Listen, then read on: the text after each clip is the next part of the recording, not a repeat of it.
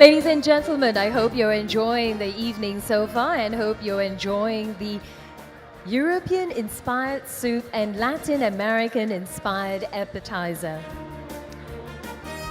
Now we've come to the highlight of this evening, and that's a dialogue with the Prime Minister as he charts his vision of how trade and internationalization will continue to shape a sustainable future for Singapore, as well as his thoughts on global trends and geopolitics. Now at this point, I would like to invite everyone to please take your seats. You will also have the opportunity to pose questions during the dialogue, and we encourage you to do so. Just please raise your hands and we will pass you a microphone. Moderating the dialogue this evening is Mr. Robin Hu, CEO of South China Morning Post Group. Prior to his appointment, Mr. Hu was the Senior Executive Vice President at Singapore Press Holdings, overseeing its Chinese newspaper business and the group's newspaper services function. Can I please invite everybody to please take your seat as the dialogue will begin now.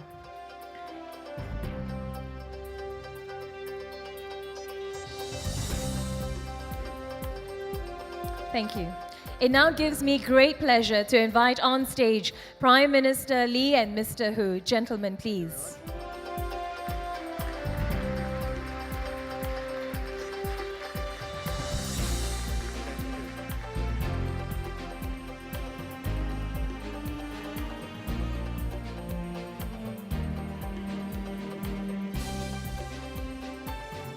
Ian, good evening.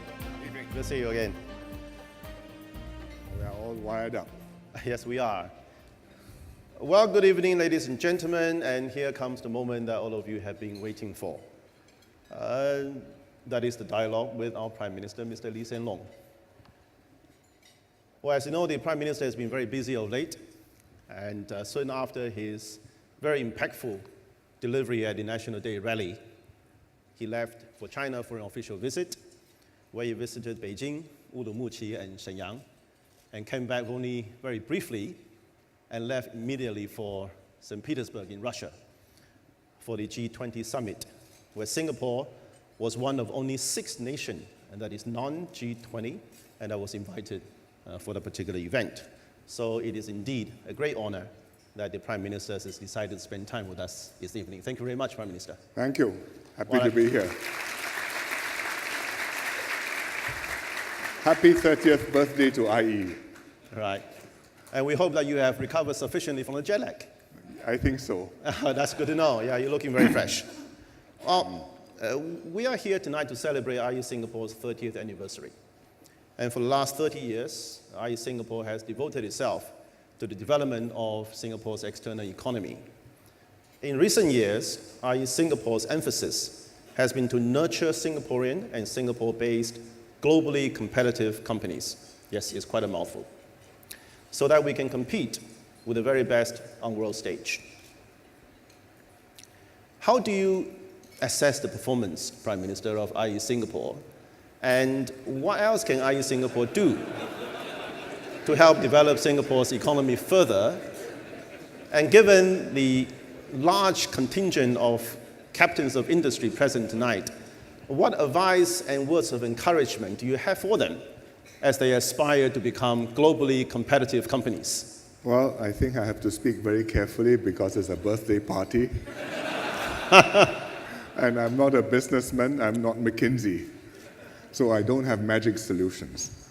I think when we set up IE, we wanted to be able to give our businessmen some help, our Singapore companies particularly some help. To start off with as TDB, help with exports and developing markets. Then as IE, to develop the businesses and the investments outbound to the region and even further afield. And I think if we look at the companies which are now establishing themselves internationally, Singapore companies, I think we've made some progress. I can't say that without IE, nothing would have happened, but I would like to believe that with IE, we've made the process a little bit smoother. We've got logistics companies operating in the region. We've got commodities companies operating all over the world. We've got construction companies. We've got oil exploration servicing companies setting up floating platforms. with a significant market share, one of the 3 players. So I think we're making progress getting companies globally competitive and operating on the world stage. But of course, there will be many more companies which are smaller, which are just starting out, and where you are still busy establishing yourself and a base in Singapore and trying to keep your head above water because it's a very competitive environment. And we hope to help those as well, and not just the companies which are already big enough to think and dream big to go around the world. I think if we are looking forward, so I hope that there are many small companies here as well as big ones, because we pay a lot of attention to you.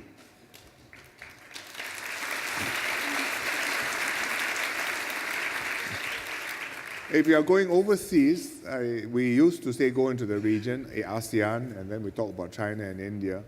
And now we have a lot of presence in the region, and I think our companies have paid school fees and learned how to operate in the region.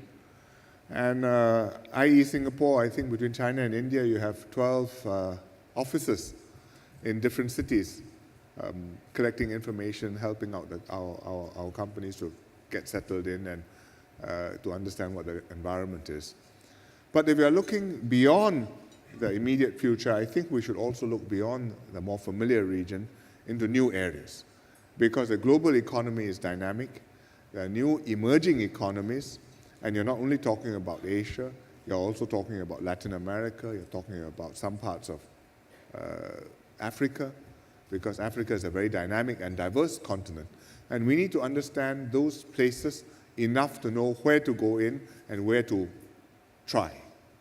There will be risks because that's where the returns are, but you need to know which risks you want to take. And I think I'm happy to see that IE is developing new offices. There are more recent ones. They've set up in Yangon, they've set up in Istanbul, where there are a lot of opportunities in Turkey. They've set up in Johannesburg, in South Africa. They set up in Accra, which is in Ghana, in West Africa, where there's a good business environment and a stable economy. And they're already in South America. I think there's an office in Sao Paulo. So these are all possibilities which we should explore. We have to be live to the world. Right. And Prime Minister, your assessment of the performance of IE Singapore? Happy birthday.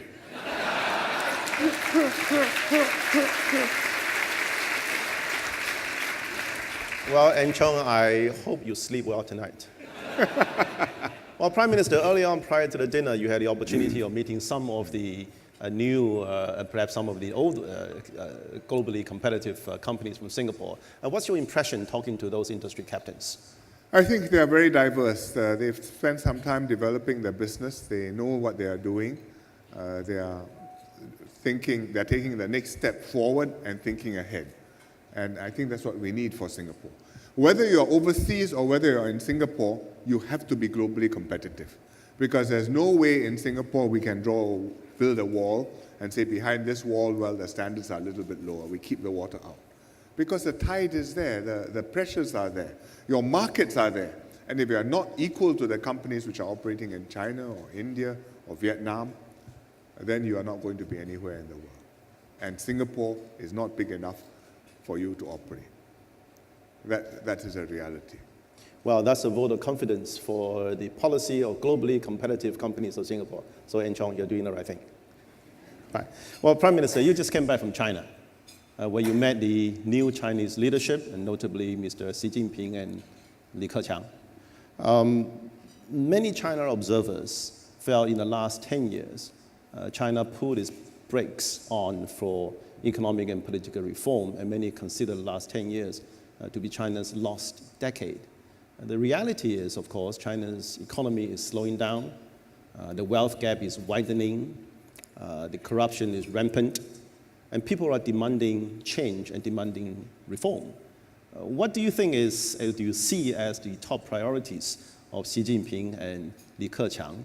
And do you see them as capable of implementing the kind of reform that is necessary, perhaps on the scale of Deng Xiaoping and Jiang Zemin and Zhu Rongji, which many people consider to be essential at this time? If I'm afraid to give a mark to IE in public,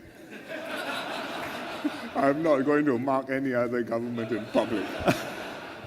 I try, yeah. I think that China faces many challenges. The last 10 years, indeed, many Chinese feel, observers, their own Chinese leaders and officials feel that they wish they had been able to pursue reforms more boldly.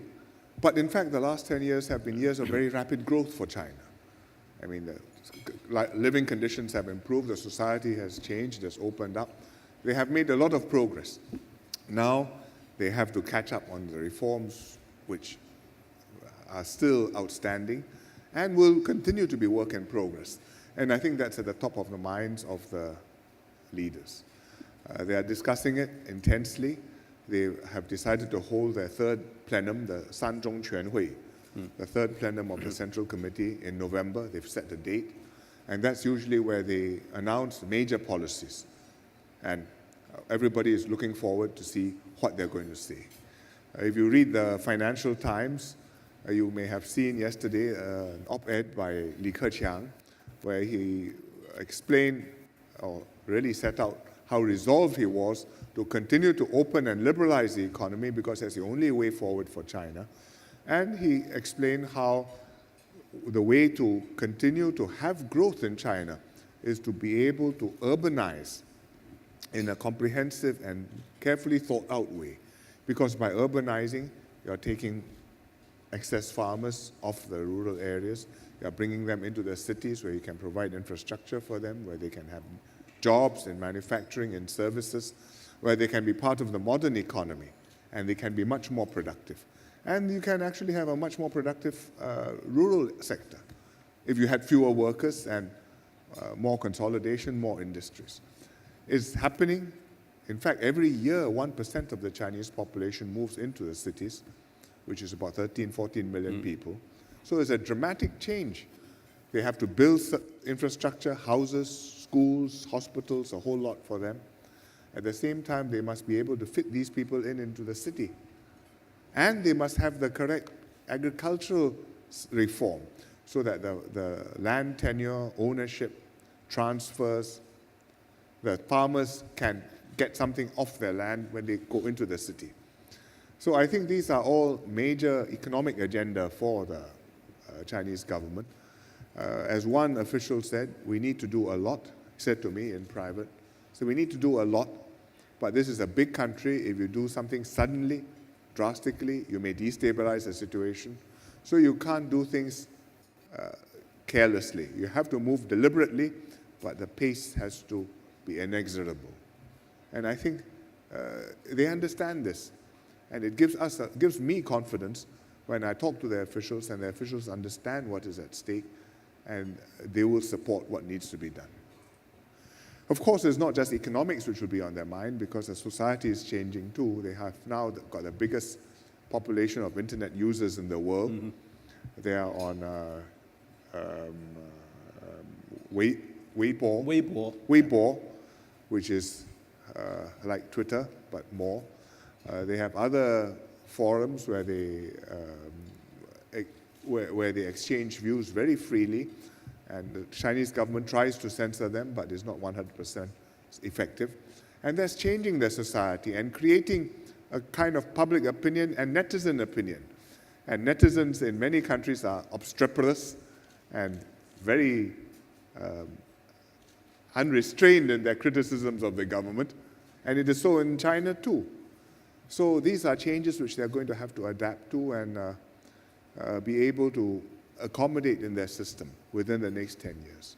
And I think it's absolutely necessary for them to do that. Right. Would it be fair to say that you don't envy their job, but you wish them well? I'm not sure anybody volunteers for those jobs in China, but I think that is a very important job for them, and we very much hope they will succeed, because in China's success, we will derive great benefit. Thank you, Prime Minister. Well, if I may move away from China, maybe to the US and back to Southeast Asia again, according to the minutes of the US Federal Reserve meeting that was held, I think, on the 31st of July, earlier 2 months ago, it was revealed that the US Central Bank could trim down QE3 as early as later this year, and bring the whole QE3 to a halt come middle of next year. And as a result of that minutes of announcement, we saw Indian rupee hit record low, Indonesian rupiah hit all-time low in about 4 years, Malaysian ringgit slid to the 3-year low, and Thai baht was reduced to its lowest in 3 years on the back of offshore selling. Even China's capital outflow was more than its capital inflow for June and July this year. There appears to be a striking resemblance of a capital flight-induced crisis that brought down, or rather brought Thailand and South Korea to their knees in 1997-98. The Prime Minister, do you see perhaps another Asian financial crisis on the horizon? And how is Singapore going to weather the storm, if indeed a storm is coming?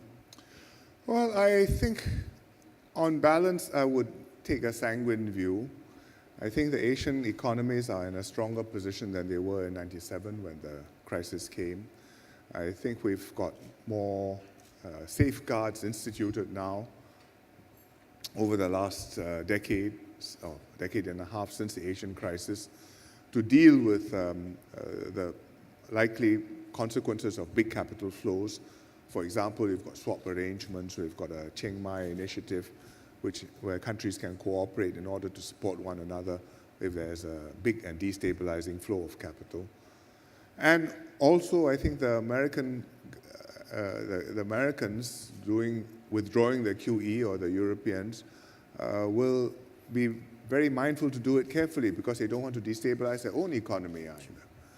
So on balance, I would say we are in a safe position. Individual countries will be concerned if you have some questions of confidence whether the country is going quite the right direction or not, or whether the reforms are moving well or not, like in the case of India where some investors are questioning it, then you will be quite anxious about your exchange rate and capital flows.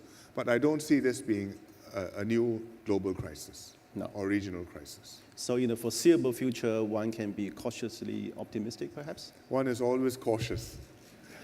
All right. We will leave the optimism for you to determine. Right. The Prime Minister has very kindly agreed to take questions from the floor, and I have just slightly utilized more than 50% of the time allocated. So with that, I will open the floor to any questions that the floor may have. And can I just ask that before the microphone gets to you, can you please stand up, identify yourself, the organization that you work for, and please get to the questions right away. Thank you very much. Can I see if I have the first question from the floor? Thank you so much for this opportunity, Mr. Prime Minister. My name is Jordan Schwartz, and I am the manager of infrastructure policy for the World Bank, based here in Singapore. So this is a great opportunity for me. My question is a little bit self-serving as a person working in the infrastructure field. But given the dynamism of the region, hopefully we can reserve that optimism that you mentioned. We would like to know whether you could give us a sense of what the role would be of Singapore in the years ahead in financing the infrastructure of the region and beyond. I think there's a lot of demand for infrastructure in the region. The Chinese are continuing to build. They have to build in the right places and the right sort of infrastructure, but they need a lot of it. The Indians need a lot of infrastructure. I think Indonesia also needs infrastructure. It will depend on the political climate in the country, whether it actually happens or not, and the economic policies to encourage investors to go in and build the infrastructure, but the needs are there. At the same time, the ability of governments to fund it directly, I think, is limited because the governments will be cash constrained, they have budget limits, and banks will be also somewhat constrained because with tighter capital requirements, it will be not so easy for them to extend as generously loans as before. And therefore, you must look for new ways of funding the infrastructure, including working with the World Bank, including bringing in funds, including structuring the packages so that you can have the venture money come in, start the project, And then the next phase, you've got a buyout fund, or they've got some other term where the next group comes in and you fund it to take it to the next stage. And we hope that in all these financial market activities, supporting real production in the region, Singapore will play a role. I think the financial institutions are here. I think the analysts who understand the region, many of them will be based here. The World Bank is here, and the World Bank has a very big infrastructure interest and program. And we hope that we will be able to play a role supporting our neighbors. Thank you, Prime Minister. Can I have the next question, please? Good evening, Prime Minister. My name is Ulf Schneider, and I'm representing the semiconductor industry here in Singapore.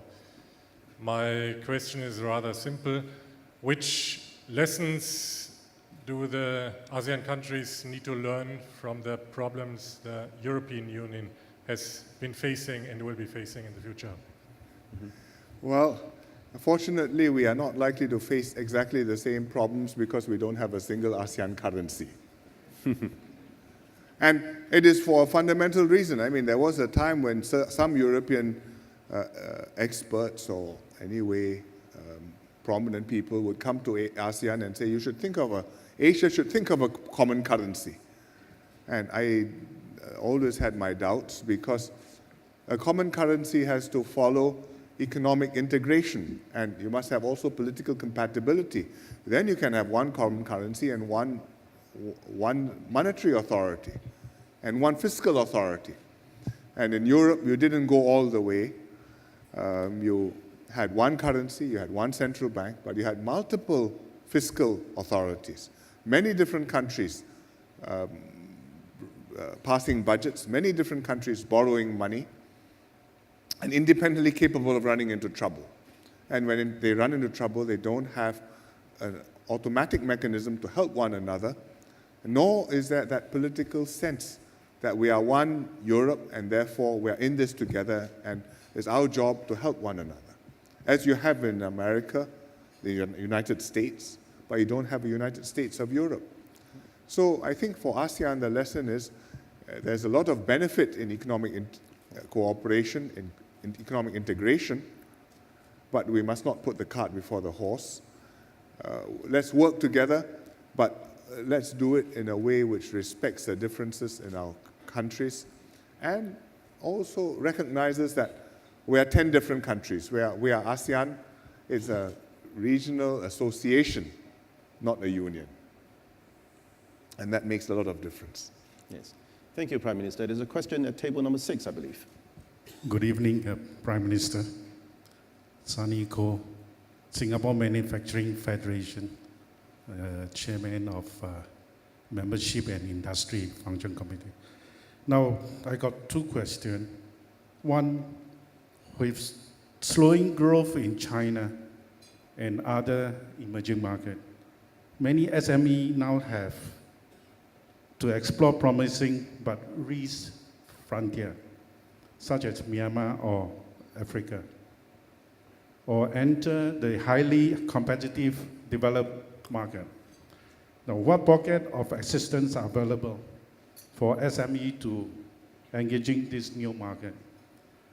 Second, now ASEAN, a single economic community by 2015.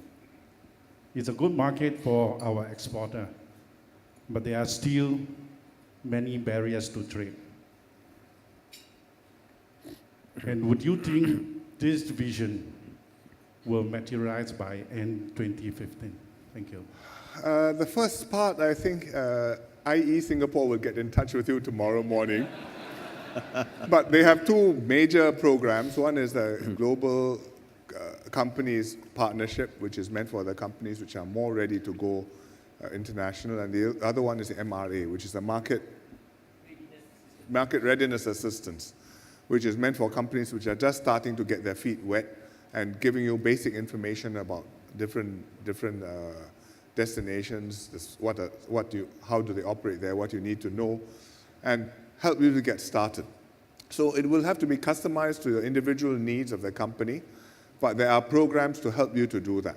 And IE will be focused on doing this. For ASEAN, our objective is an economic community by 2015.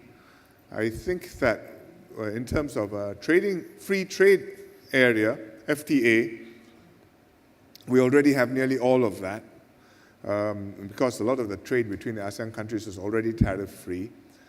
In terms of other areas, services, investments, movements of professionals, civil aviation, we have agreements, but not all of it has been implemented yet. I would guess that we will have a significant proportion complete by 2015, but there will be work which will need to continue to be done after that. But the opportunities there will be opportunities in the countries around us. It depends from country to country. Iskandar, Malaysia, I think they are very keen on attracting companies to come from Singapore. I expect that they will go the extra mile to come and promote and to give you encouragements to go there. BBK, I think is more established. The opportunities are there, but I don't know that you're going to see a radical change from what used to be before. Myanmar will be a new frontier. A lot of companies are interested, they're opening up. But it's, as you say, a risky new ground because the infrastructure and the rules are not so complete yet. But that's where you go and take risks and then try and create your own opportunities. Thank you, Prime Minister. Yes, gentlemen, there are two gentlemen, and you further to my left, you first, and then perhaps you second. Good evening, Mr. Prime Minister. My name is Sandana Das. I'm from R1 International, a global rubber trading company headquartered in Singapore. My question is this: with the increase in intra-Asia trade, can you share with us what Singapore is doing to maintain its position as a leading trade hub? Thank you. It's a whole range of things because trade is both a physical movement of goods, but also the financial services to go with it, also the telecoms to go with it, also the environment where the traders want to live and work. And I think we are trying to build all of that. You know what we are doing with Changi Airport. We're developing that. We're developing the PSA, building a big new port in Tuas, twice the size of what we now have in Tanjong Pagar and Pasir Panjang. And in terms of financial services, I think over the last 10, 15 years, we've probably consolidated ourselves as a major financial center, not just in Asia, but in the world. And if you're a trader, you want to be in a place where you have all these services at your fingertips. You need to fly somewhere in the world. The flights are available. You want to get in touch with somebody. You have broadband, fiber to the home. And all these are things which you can get in Singapore. We don't produce the rubber. We don't produce the tin. But there's a lot of rubber and tin which I'm sure is traded by traders in Singapore without the things ever necessarily coming here sometimes on paper. That's right. Yes, there was a question earlier on my left. Yes, the gentleman over there. Yes, please. Good evening, Mr. Prime Minister. My name is Loy Pok Yen. I run a logistics company called CWT. My question is a bit closer to home. I think over the last 10 years, as we've been expanding, we've been trying to basically put Singaporeans overseas, and usually they're very reluctant, especially to move into countries, say, for example, in Africa, which is, well, there's a little bit more hardship there. So especially where, sorry? Say, for example, in Africa. Jakarta. I mean, the only volunteers I get are basically for countries like China. So anyway, that's a nice place. So my question basically is, besides grooming globally competitive companies, has the government given any thought into grooming globally competitive individuals? Well, we have been trying very hard to give people the right education and skills to be globally competitive. The schools, the universities, the polys, the ITEs, and also the training at work. But you also want people who are prepared to go out and take a venture, dive in and be deployed into difficult places and learn what happens there, and therefore you make your way in the world. I think in terms of schools and training, we've done well. In terms of getting people to go where the business is, even if the conditions are not so comfortable or comprehensive, Singaporeans don't always go as readily as we would like them to, or as the employers would like them to. There are reasons for this. Sometimes it's the children's education, sometimes it's the spouse has a career and you can't easily go. But it is a limitation for us, and if we're not able to do that, I think it constrains our potential in the world. Because if you're going to operate in an MNC and you want to reach high up in the organization or lead the MNC, you must be prepared, you must have that experience, not just of Singapore, not even just of Southeast Asia, but of being deployed to the headquarters, being deployed to another part of the world, being familiar with another continent. And then with that background, you're ready, you're prepared, you can be a CEO of an MNC. And we need to have people who are willing to do that. Doesn't mean everybody will be able to do that, but I think we should have that spunk to go wherever the opportunities are. And some of them will be hardship postings. Thank you for the question. My name is Casey. I'm the president of Singapore Association for Private Education. I'm also the CEO of SIM Global Education. Prime Minister, earlier you talked about our schools, and they are high-quality schools. And to us, it seems to be a missing opportunity that Singapore, we are not looking at education sector. As an economic sector, we can grow both by making Singapore an education destination, attracting lots of international students into Singapore, and exporting Singapore brand of education to other countries. We work with MTI and they are keen to help us. But the MOE family tend not to want to look at education as an economic sector. So I'd like to hear Prime Minister's view and whether Singapore should rethink whether Singapore can really make education into a big export service earner for Singapore. Thank you. Well, I think there's some potential, but it is not easy to do. The Australians do it, and they make a business out of it, because many of the Australian universities will go out and market to foreign students, and they charge foreign students very full fees in order to study there. I think that New Zealand does this to a considerable degree as well. In our case, we have set up our institutions, our own institutions, mainly because we want to provide for our own economic needs. They are very good institutions. We also have a proportion of foreign students in them, but we have to watch the mix of the foreign students because we want to keep this as a Singaporean institution with a Singaporean character. So we have been tracking this. It's also a sensitive political issue, and we have about 15% mix in the universities now. It may come down a little bit over time, but I think we have to have the right mix in our own institutions.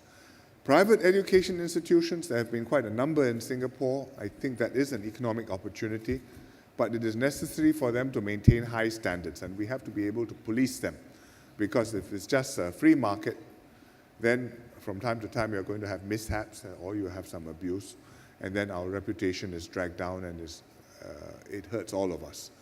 So we have got I've forgotten what the statutory board now is called. We've got a board to regulate private education in Singapore and certify them.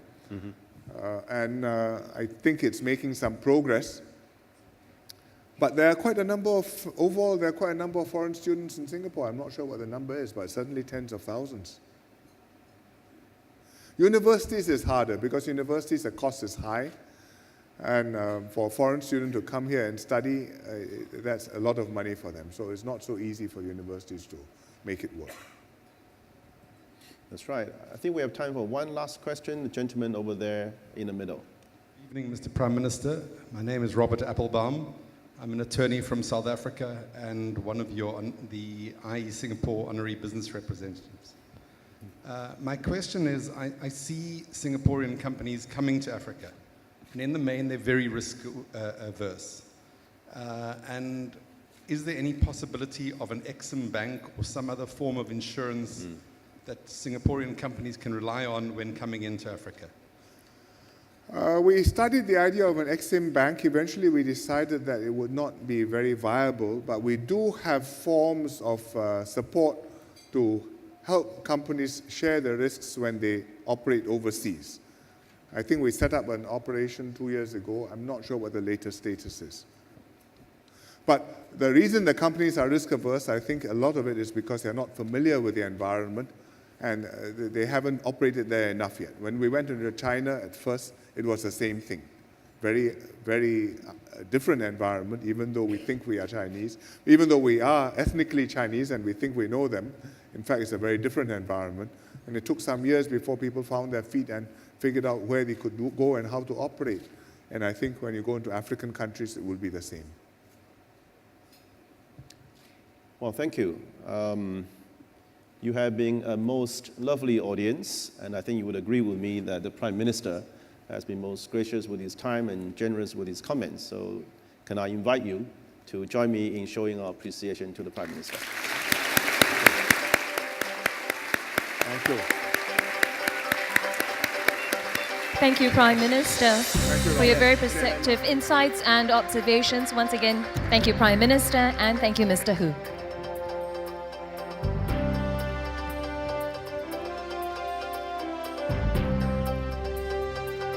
Well, ladies and gentlemen, the main course, a Moroccan-inspired chicken tagine dish representing the Middle East and Africa, will now be served. So please continue to enjoy your dinner and the evening.